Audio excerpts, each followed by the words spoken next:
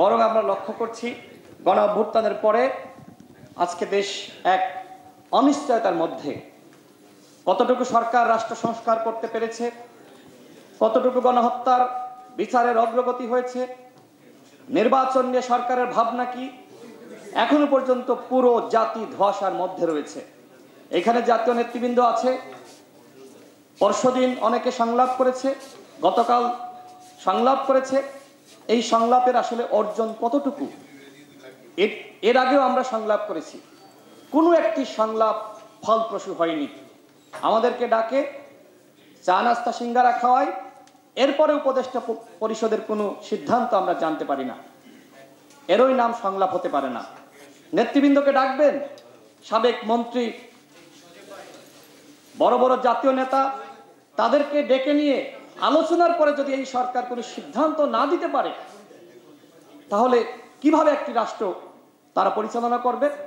আমি মনে করি এইভাবে জাতীয় সংলাপের পরে কোনো সিদ্ধান্ত না দেওয়া এই নেতৃবৃন্দের জন্য এক ধরনের অপমানজনক।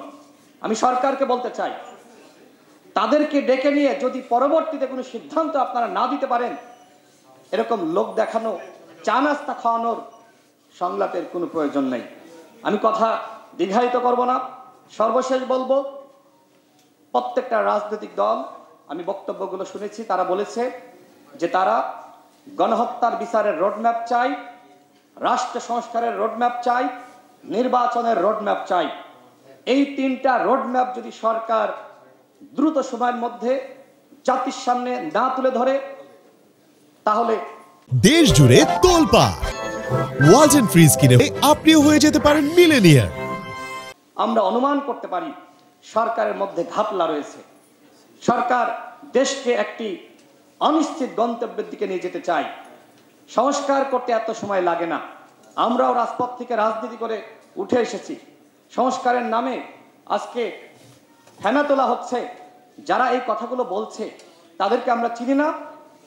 গত 14-15 বছর যখন সাইফুল হক ভাই রাজপথে মার খেয়েছে, আমির খসরু মাহমুদ চৌধুরী জেল খেটেছেন, আমাদের মঞ্জু ভাই জেল খেটেছেন, এই সকল উপদেষ্টাদেরকে তো আমরা পাইনি। একদিনের জন্য তারা বলে নাই যে এদের মুক্তি দিতে হবে। অথচ তারা আজকে ক্ষমতার চেয়ারে বসে বলে যে 53 বছর তো রাজনীতিবিদরা কিছু করতে পারে নাই, আমরাই সব কিছু করেছি, আমরা রাষ্ট্র সংস্কার করব। নির্বাচনের কথা যখন আমরা বলি, তখন আমাদেরকে বলা হয় আমরা ষড়যন্ত্রকারী। এই রাজনীতিবিদরা কখনোই ষড়যন্ত্রকারী ছিল না। আমি সর্বশেষ বলবো, আজকে শীর্ষ নিউজ যে আয়োজন করেছে, তারা এই সরকারের প্রতিহিংসার শিকার হয়েছে।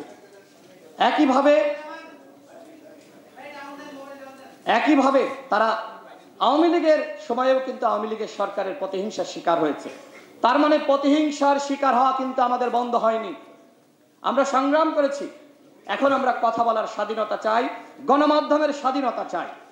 এই গণমাধ্যমের স্বাধীনতা যদি আমরা অর্জন করতে না পারি, তাহলে এই বাংলাদেশ আবার ব্যর্থ হবে।